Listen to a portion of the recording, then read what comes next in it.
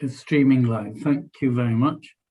So I will kick off. Well, thank you, everybody. I will first ask Tom, is anyone apologising for not being present? We've not had any apologies sent through, Chair, no. Thank you very much. I'll ask the two members who have turned up, are there any declarations of interest from either of you? No? Great. Okay. So let's proceed to the work plan, which is wonderfully short. And one of them is essentially going further into one of the next items on the agenda, which is agenda item 5 on the KPIs and so on. So I guess that's not contentious. Do you have any comments on the work plan? No?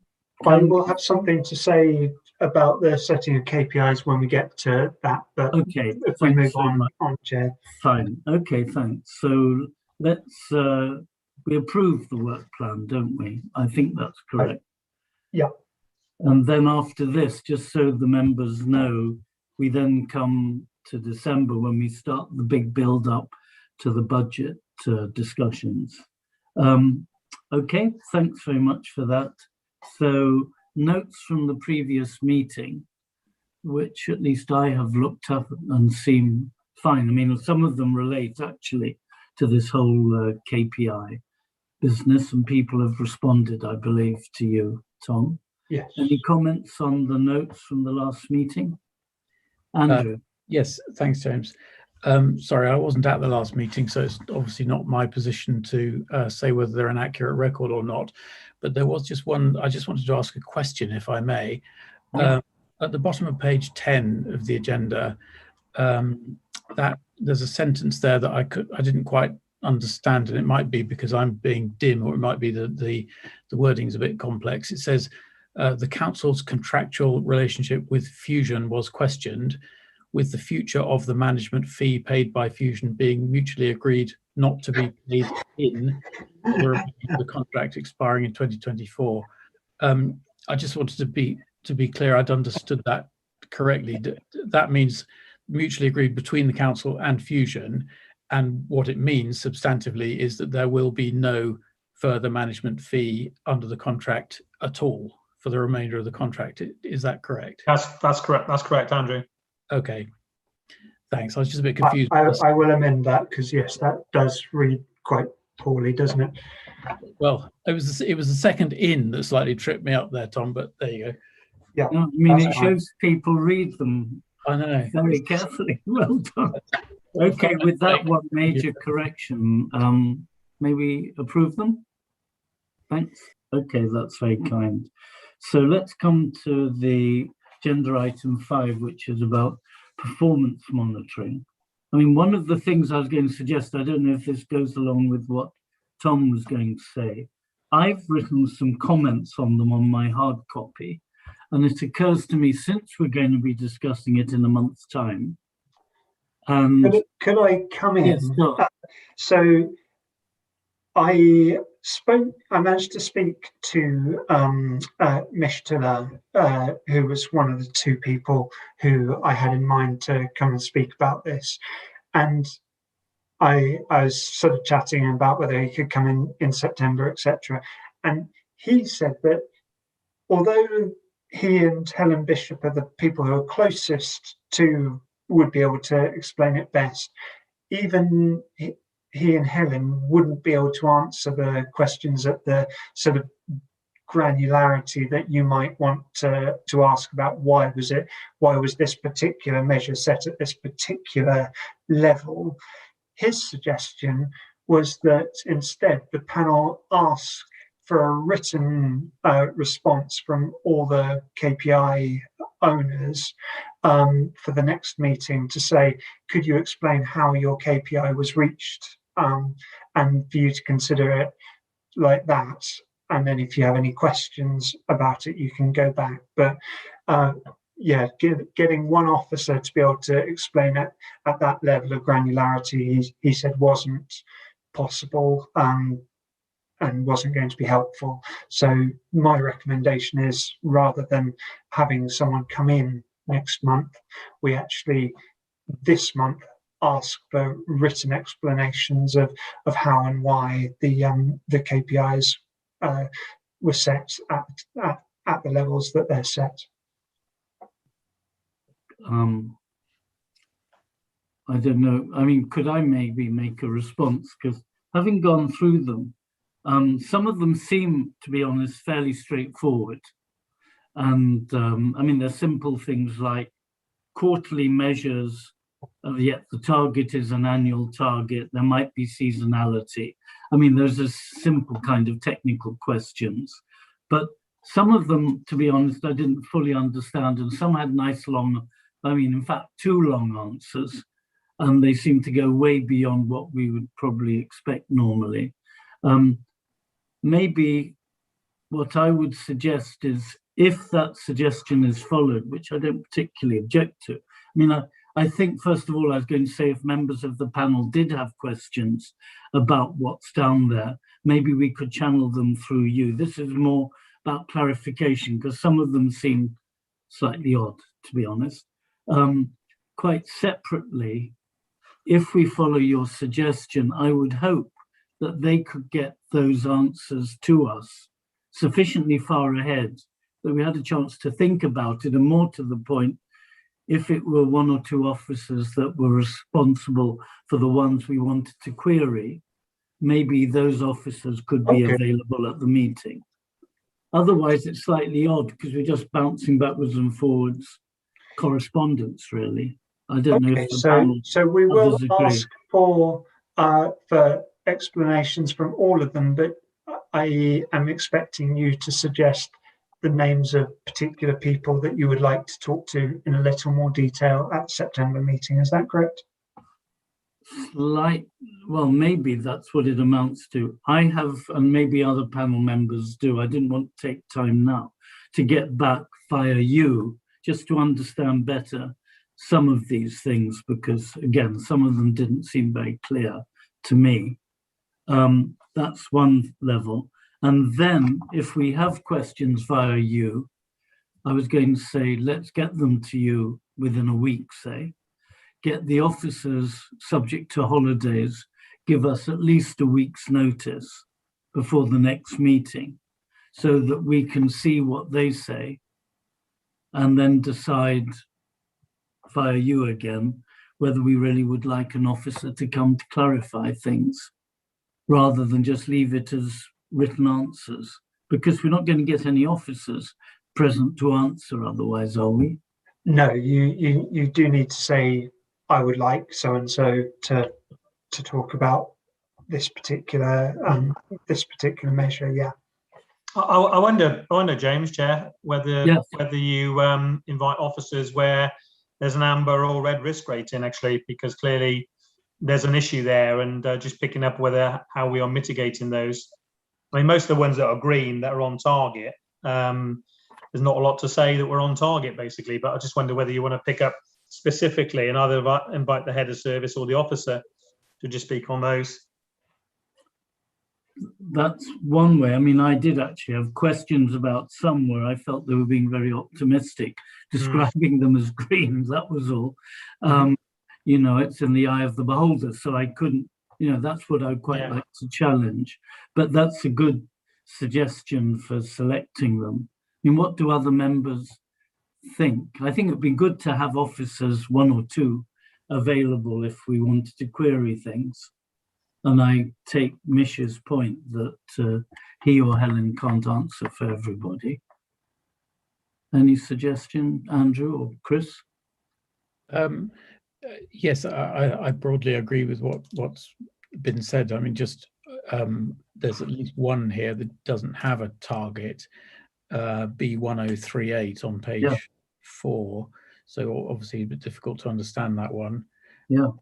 There was also, since I've got the floor, I did notice there was one indicator is in twice with a different set of figures. Well, one set doesn't have figures. That was Anna's. Yeah, I think there's just a duplication on that one, actually. That's right. The second one is the right one.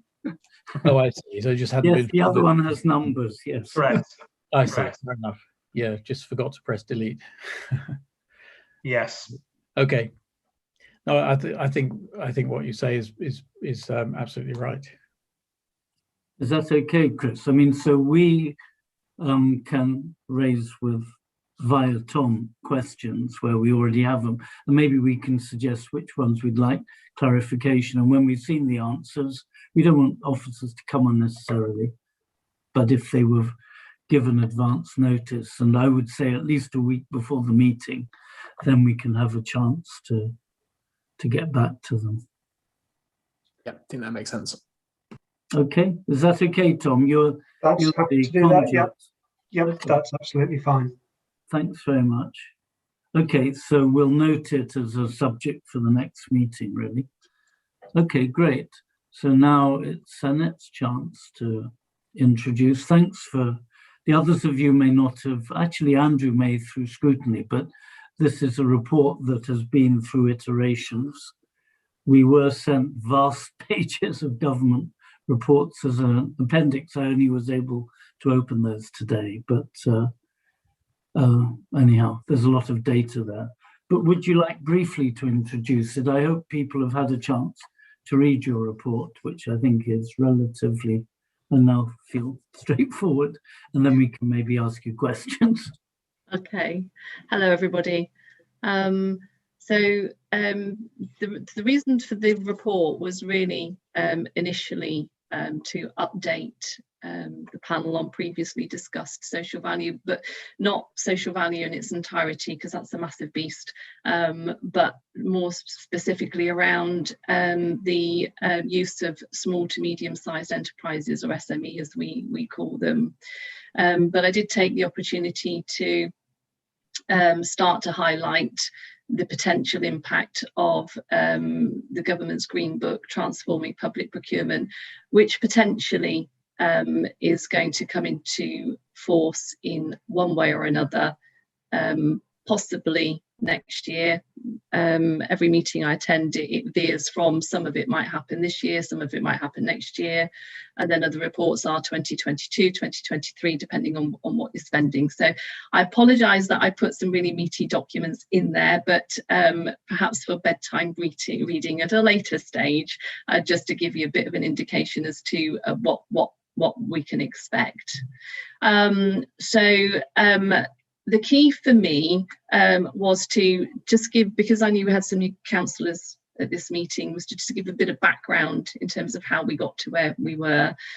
So that was just the first part in terms of meetings taking place in February 20 and then September 20. With the main recommendation being for us to benchmark ourselves against other similar councils nationally. The second point was to underwrite an event similar to that is run on fraud prevention, bringing neighbouring councils together and experts to improve overall standards.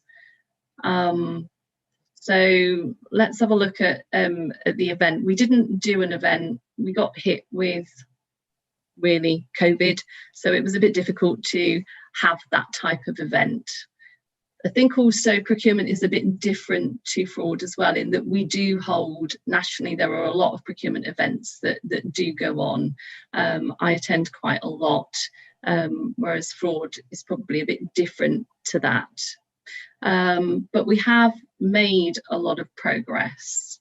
So what I've done is I've just sort of detailed some of the things that we focused on, because I actually only officially started in procurement in December last year. So I wrote a strategy before I started and did everything a bit back to front.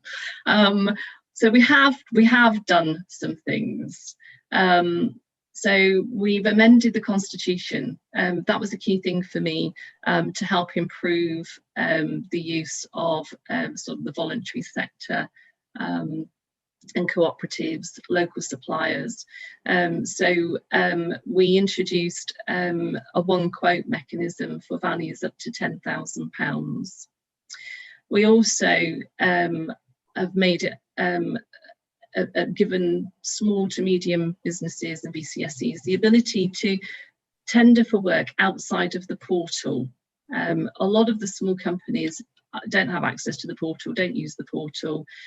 So there was another small change that we made to the Constitution to make that a bit easier. We've amended the procurement templates to consider social value at 10% rather than 5%. So central government have pretty much mandated 10% since January.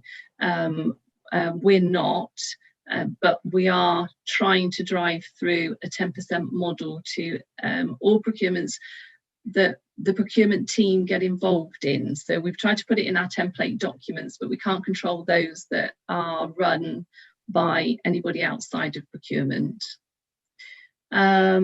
We've also brought in, obviously, the Oxford living wage. We expanded that to incorporate the National Living Wage Foundation rates for suppliers that we're dealing with that maybe don't have an Oxford base of people.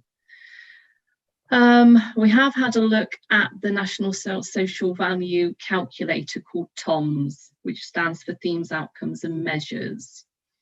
We've done quite a bit of work on that, and I think further through the report I talk about OxTOMS. We had several meetings with various other councils about the social value calculator, and many of them don't use it, and some of them are creating their own local ones. So they're taking some of the high level stuff, but they're converting it for what's better for their local area.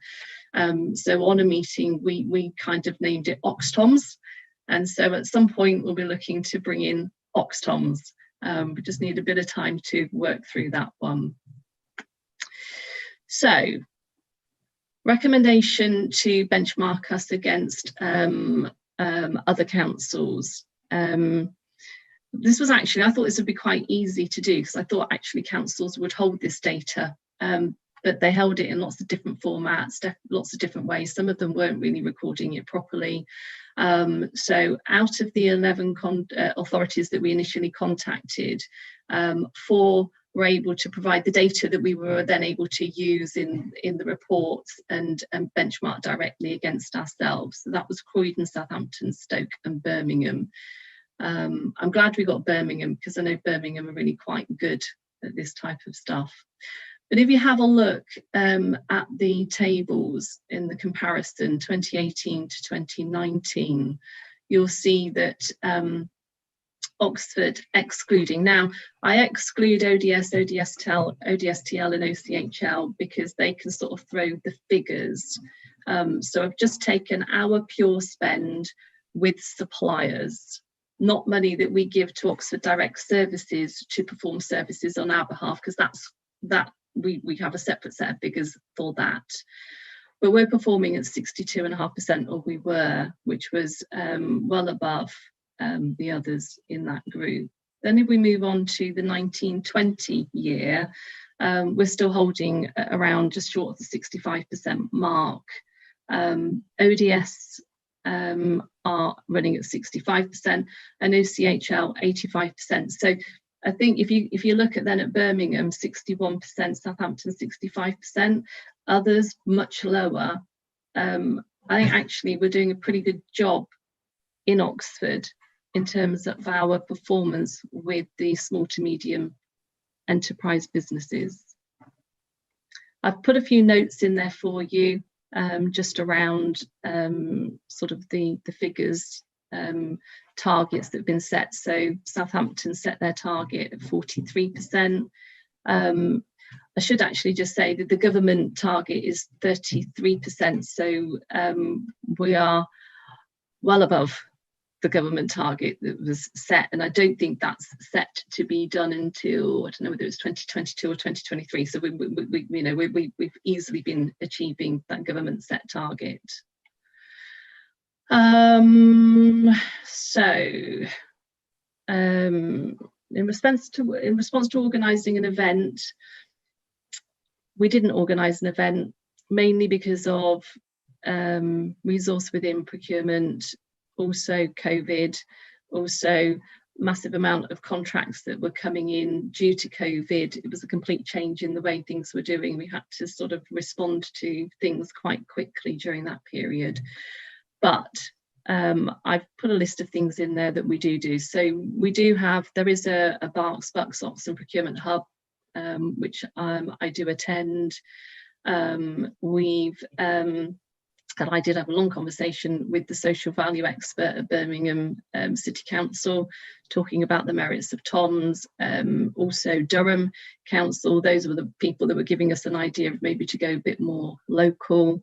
Did a Meet the Buyer event, which was hosted by Aspire. So I had lots of one-to-ones with small businesses, local businesses, lots of social value webinars. So I think we've done a lot, even though we haven't perhaps ticked the box fully. There's a lot of work that we've done, and we've engaged with a lot of people. I think my recommendation on this is maybe not to house perhaps a big national event that Fraud do, but work more within the local vicinity, incorporating into it maybe the universities around Oxford, West Oxfordshire, South Oxfordshire, Vale, making sure that we've got our standards across there, and maybe agreeing a TOMS that's across the board there, which will make it easier for local Oxford businesses to understand perhaps where we're moving to. What else have we done? I won't move through them all. What I will move on to, unless anybody's got any questions on that part, is the transforming public procurement, because I think that's the big beast that's coming in now. So we got the Green Book out end of last year. There were about 42 questions raised on it, which the procurement team, every week at our procurement meetings, we went through each chapter of it, we looked at the questions, and we sent our response in to the government. Every other council had the ability to do the same, well, every public sector body did, and we probably all gave a different response to whether we thought they were good, bad, or indifferent. I think there's a lot of good that's due to come out of it, but I think there's going to be a lot of work for the council if it does all come into effect. Things like reporting, having a national reporting mechanism, showing our pipelines, which might make it easier for central government to bring in larger contracts to pick up everything that everybody's looking at. There are other strategic priorities that we need to review. The big thing, I suppose, the benefit for me was reducing 350 plus regulations, because it can get really confusing when you're dealing with all the different regulations. So bringing those down will be better for everybody. I think one of the big benefits, well, let's look at a disbenefit first. Okay, so changing from MEET to MAT. So when we're evaluating, moving from the most economically advantageous tender to the most advantageous tender could be good news, but it could lead to gold plating. So again, if that comes in, we're just going to need to watch how we actually deal with that. Reducing the number of contracts that you can have will be good. So the ways that you contract, I think there are about 11 different types of ways that you can contract through, open tendering, restricted tendering, lots of different things. That's going to come down to about 4, which is really good. It's going to make it easier for people in the organisation to understand and to deal with.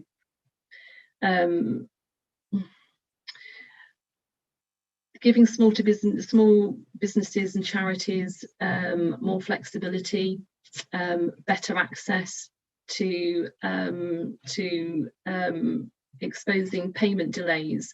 Now, I think in the council we're pretty good at making our payments, but actually, if we're using other suppliers and they're not paying people on time, we don't have that full access at the moment, but that's something that's going to be really good for us if they bring that in, because we're going to be able to make sure that if we're paying suppliers on time, they're paying their suppliers on time. So lots of good things coming through. There is no amendment to the current EU thresholds, and I put those in there at the moment. They normally change every 2 years, So in January, February next year, we might expect to see that possibly go up a little bit, but they don't tend to move that much. There's also the National Procurement Policy Statement, which I put in at Appendix 3. That's putting in quite a few rules around how you undertake procurements. Now I've got a bit of a question mark here because, you know, when are we going to need to bring this in? Well, if we've got an annual spend of more than 100 million, we're going to have to bring it in by 2023, 200 million by 2022. I've listed our spend 1920 and then 2021. The question is, do we look at our spend just in terms of Oxford City Council, or do we look at our spend to incorporate ODS and OCHL as well? Because that's going to make the difference in terms of when we need to really start bringing in the National Procurement Policy Statement. We don't have an answer on that one at the moment, but I've just highlighted it. It's a question that we're having a look at. We should be at the moment, and I think we are, considering national priority outcomes. So creating new businesses, new jobs and new skills, that's obviously very much on the back of the COVID. Tackling climate change and reducing waste, improving supplier diversity, innovation and resilience. So I think we're ticking those 3 boxes at the moment already. There are wider impacts and considerations. For me, when I was answering all of the questions on all of the new potential changes, this is an impact not just for procurement, but it's right across the organisation. And I do think we might need to do a gap analysis of the current capabilities across the whole of the council, really heavily focused on contract management training. If the council decide that they want to bring in some of the reporting, then we're going to have to report on supplier performance, but we're going to have to do it in such a way that's not probably going to leave us liable for claims coming in. So there's a lot of work that we're going to need to do. Other implications, IT. If we've got to report on our pipeline, we're actually ahead of the game here. We've just moved our contract register onto SharePoint, so we can easily produce a pipeline of work that's coming up. So that one's okay. I think we're going to need more notice from service areas, because there are certain things within the procurement policy statement that we should be doing. I think we're doing some of it, we're ticking some of the boxes, not all of them at the moment, but we're going to have to do it if this comes in. So market health and capability assessments, assess and agree performance measures, so all the key performance indicators, service level agreements. We've got it in some of our documents now, but we probably just will need to go a bit further. Scrutinise the risk allocation for key contracts before we go to the market, so a lot more market engagement before we even go out to tender. Ensuring complex outsourcing projects go through an independent review prior to any public commitment being made. Proportionate delivery model assessment. Ensuring that a should cost model is produced. And looking at pilots where a service is being outsourced for the first time. So there's some quite big chunky things in there that we're going to have to go into a bit more detail on. Financially, how's that going to impact on us?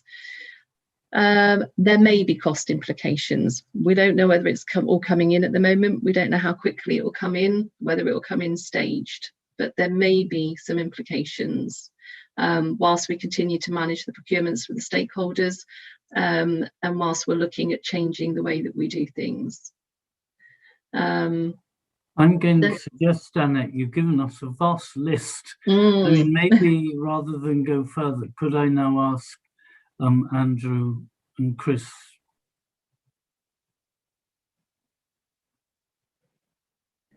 muted myself. Would you, Andrew, you like to kick off? Yeah, sure. Please. Thanks very much, Annette. It's a very comprehensive report. I have to say, unlike James, I didn't even open those enormous PDFs. They look too scary. Yes, I got a couple of comments, if I may.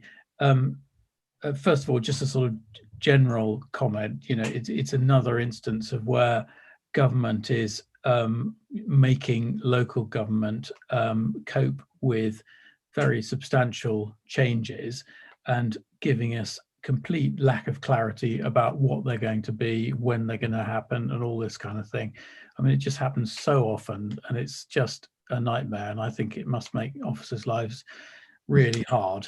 But there you go. We have to put up with it. Just a couple of general comments, if I may. One of the issues that you identify in procurement in paragraph 2.4, one of the priorities looking forward is about creating new businesses, new jobs, and new skills. And, you know, clearly with technology changing, with large-scale development coming to our county and the ARC, with work patterns potentially changing, new requirements over things like vehicle standards and home insulation standards. You know, a really key part of this is going to be about developing and encouraging new ways of doing things, you know, new technologies, new companies, new skills, and maturing the kind of supply chains that we're going to need. So is there a role for procurement in sort of thinking forward to the next generation of companies that we're going to want to see, and finding a way of helping them to grow? I think, yes, there definitely is. And we're trying to do some of that at the moment in one of the housing frameworks that we are out to tender on at the moment.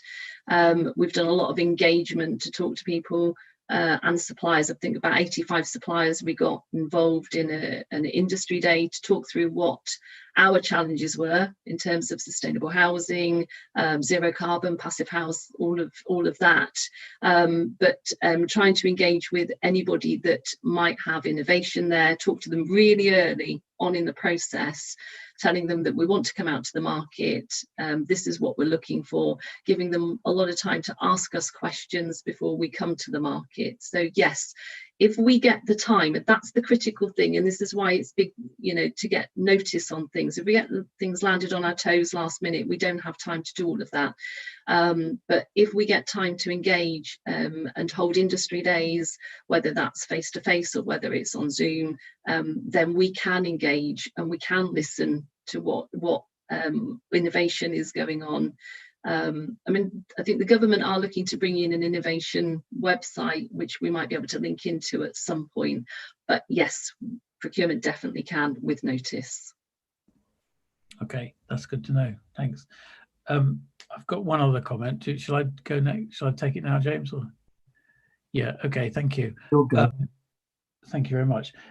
This was really about, so looking on to your paragraph 4, 4.3.5, you talk about if complex outsourcing projects go through an independent review in order to benefit to assure deliverability, affordability, and value for money. I mean, one of the issues for us as a public authority spending public money is, of course, accountability and openness, which always has to be held in balance with commercial considerations. And we've got an example of that on our agenda tonight, where some of it we're taking in confidential session. But other councils, you know, mentioning no names, have got themselves into a bit of hot water over contractual arrangements with external providers, which have, you know, gone wrong. And they have then compounded the problem by not being as open as they might be about dealing with it, frankly, both internally and in public. So, I mean, where does all this sit? I mean, who do these contracts get reported to within the council? Where's the oversight, and where's the public and democratic oversight and the accountability?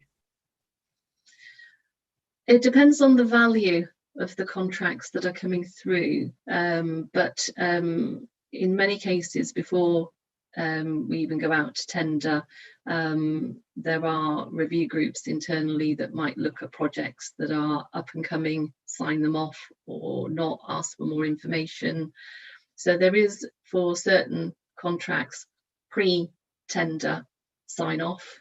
Then before the contracts are awarded, there would be a recommendation to award report with the process that's been gone through, how many suppliers have tendered, information about how that decision was actually made.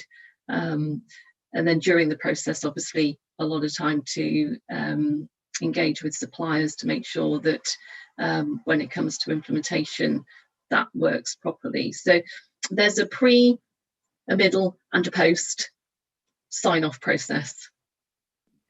And does it, I mean, this might be a naive question, but does it always cross the desk of at least one elected member, a cabinet member, and or a committee?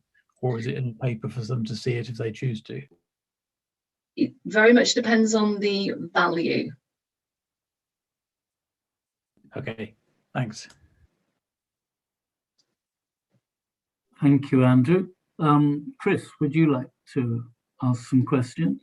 Yeah, I just have the one question on the legislative, on the proposed changes to the legislative framework, and then I have a few questions on the SME stuff, which maybe we can come back to at the end. But on the legislative stuff, the subject matter clause is something which has been a bane of NGOs and campaigners who've been trying to do work around ethical and sustainable procurement for some time. And I guess obviously the government is intending to retain that, but allow for some exceptions to that. Do you have a sense of the extent to which that would allow the council to do, I guess, more ambitious work around, for example, sustainability in procurement and sort of human rights and supply chains and other aspects like that, with the exceptions that might be brought in? I don't know fully at the moment. I know there is a big push in that direction, but I couldn't say at this moment in time how far it's going to go.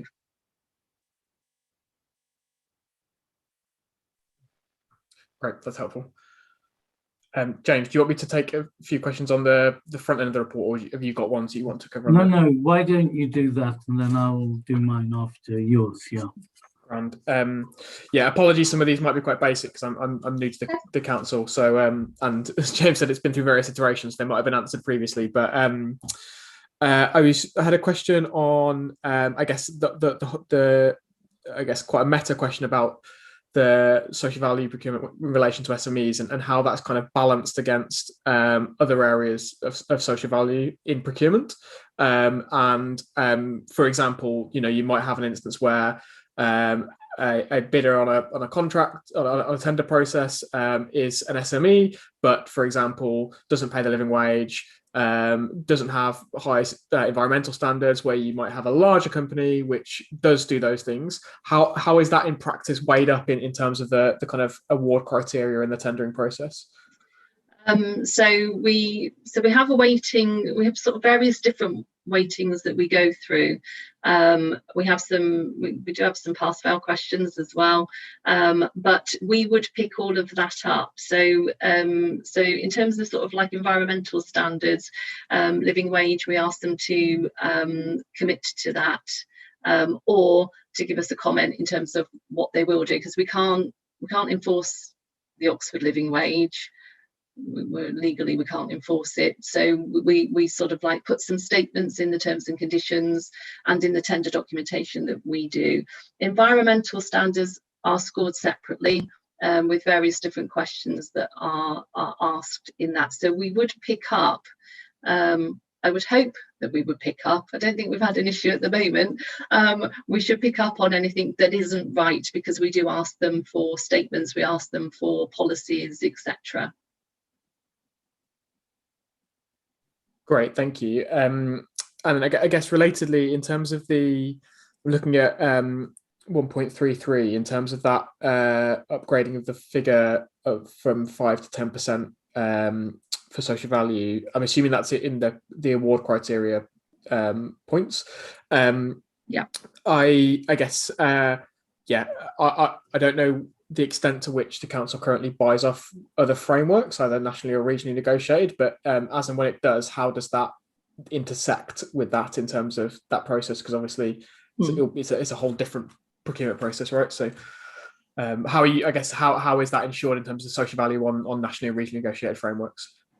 So for the national frameworks, we have to follow the percentage criteria that was used to make the award of the framework in the first place. So most bodies do put some form of social value in there.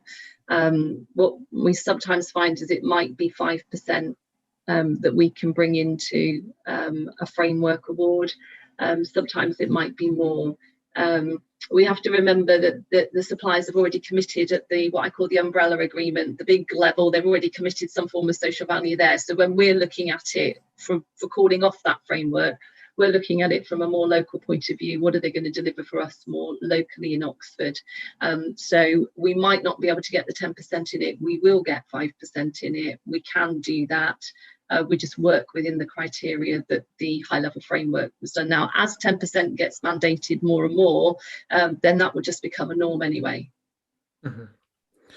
And sorry, just my last question is just in terms of those the councils that have been benchmarked against, in terms of the 11 authorities that were contacted. And just out of interest, was Preston one of those that was contacted? Just the reason I ask is just because they're, at least in media coverage, kind of touted as the pioneers of kind of social value stuff, and I'd be interested to know where their figures come out in this as well, given that they're the ones that get all the praise for it. No, Preston weren't, but I have had a separate conversation with Preston around social value. We can ask. I think we wrote out to more than 11 initially. But we didn't get responses from very many. I think everybody in it was a bit tight. But if you wanted to know that, then I do have a contact at Preston. Great, yeah. Just out of personal interest, I think that'd be useful as like where we sit in terms of who's been kind of touted as the pioneer. At least would be helpful. Yeah, I think that's it from me, James. Well, thank you very much. I mean, actually, the questions have prompted me to add a couple more. I don't have many. I mean, one actually, which was prompted by one of Chris's comments. Would you be able, I mean, when someone is bidding, you presumably have a document that describes how social value is assessed in relation to a bid.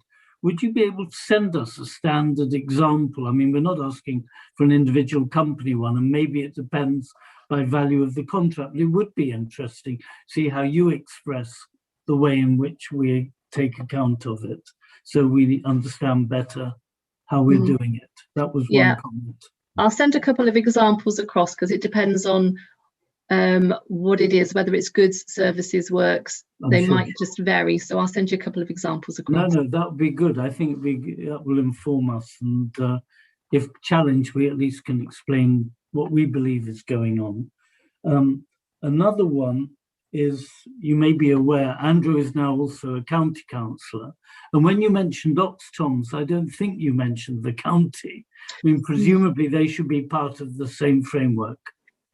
Yes, I would talk to county. I think county and perhaps Andrew will be able to tell me, they've got a new procurement team in there who I might need to link in with. I don't know who's leading it at the moment, but yeah, I'd like to get all of the Oxfordshire councils together and what I call the main procurers in Oxfordshire to see whether we can work on this Oxtoms together. I'm sure Andrew will agree. I'm very far from knowing all the county offices, that's for sure. But I'm very happy to be involved if I can help. Thank you. Another thing that was prompted by when we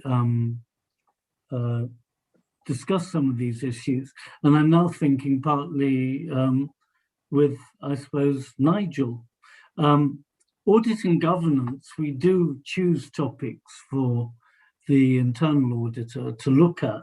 It does occur to me at some point it would be good to benchmark our procurement against what BDO knows from many other contexts, not just councils, other government bodies, health service and the like. And that might be a good way of taking further this idea of seeing how we compare with the others. What do you think, Nigel? Yeah, we could do that, and certainly BDO should have that information. I think for a call last year, I think there was a procurement audit. Is that right, Annette? Did they? Yeah. Did they raise benchmarking? Did they bring any indicators of that nature forward? No. No, because I only saw the back end of that report because it was done before I came in, and I don't remember benchmarking being on there. Yeah. I mean, it's something I'd had to follow up with them, James, actually. But you're right in principle. It's just sometimes they don't always bring those benchmarks and don't always have them. But I can ask Preet what he has. But we have last year we did do an audit on procurement, actually. That's what I thought, but not. I mean, and what Annette is doing sounds as if we are setting the bar fairly high. So it'd be nice to hear that. Maybe they can even include Preston. Yeah. Then mine are then slightly more nerdy questions, but still, I think I've asked this to people before. When we say local, how do we, there's this hoary question. If the company is big, but it has the work done locally, or if the company is local, but the work is done outside Oxfordshire, or however we define it, how do you tackle this? Anything that's classed as, well, when we run the spend reports, local is classed as anybody with an OX postcode. So that could be a subsidiary of a much bigger company. Yes, it could be. Yes. Yeah. And that's why I think, when you were having a look, I think I put the comment on the OCHL spend with local, theirs is really low. Well, they could be using a national provider, but that national provider could be using a local company. We haven't got them the ability to go that deep with that information, but that's what can happen. No, thank you. Another question, actually, I was fascinated by your table.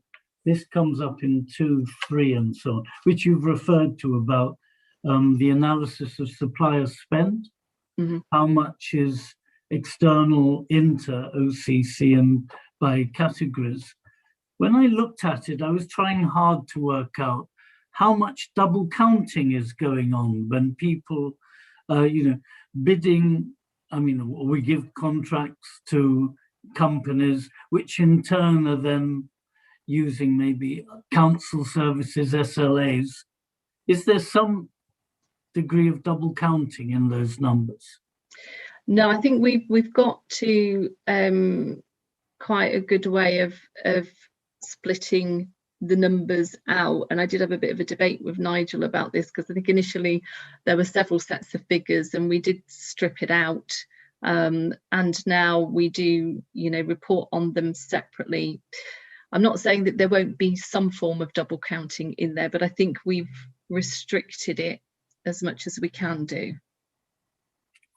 Okay, I mean, I'm taking in probably a bad example, but ODSL in both years actually, over £6 million of inter-council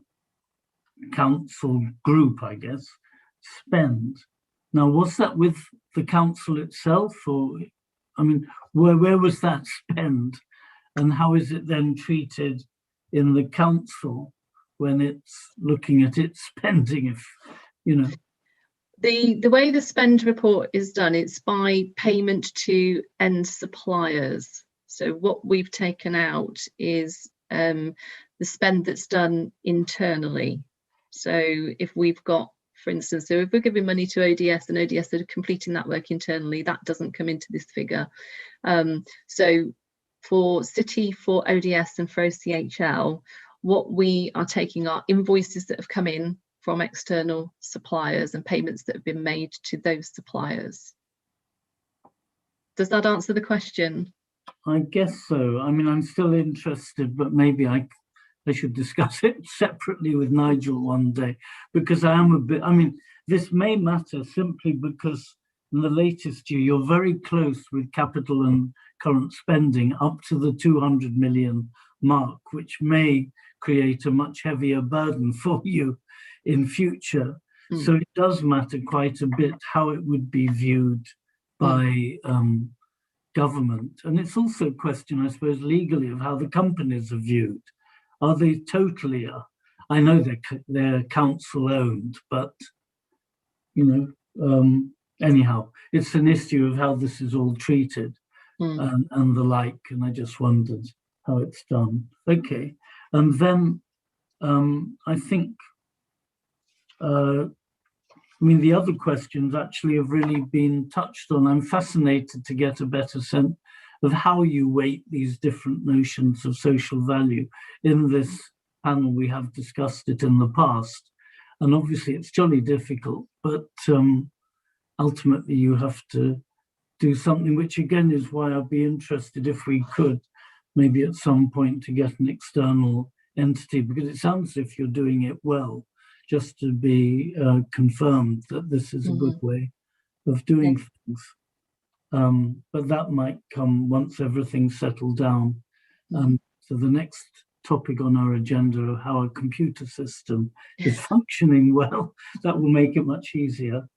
Are there any other questions from the other panel members? Otherwise, I would like to thank you very much. I think we're meant, am I correct to note this report? I have it down somewhere. Oh, Chair, you can, you're to note it, and if you wanted to make any recommendations, I mean, correct. The couple of things that I sort of wondered were about the Oxtom's development, but it does sound like that's sort of happening. But you know, if the panel wanted to say, please do crack on, and the suggestion about internal audit and looking at social value and benchmarking, that's a sort of the other one I sort of picked up on. Would you want them to be recommendations, or are you happy that they've sort of been picked up already by the various officers? Let's make it a recommendation to show that we have actually discussed the topics, just to show we haven't just been listening to Annette. No, that would be helpful, and Annette can then separately send us, as I suggested, copies of how you disseminate the information to people. That would be very helpful. But otherwise, well, thank you very much indeed. Thank you. Thank you. Excellent. Bye. Now I believe I have to say some form of words, but I think we're about to go to a confidential topic. So if I could ask, do I have approval of the panel members that we should now go in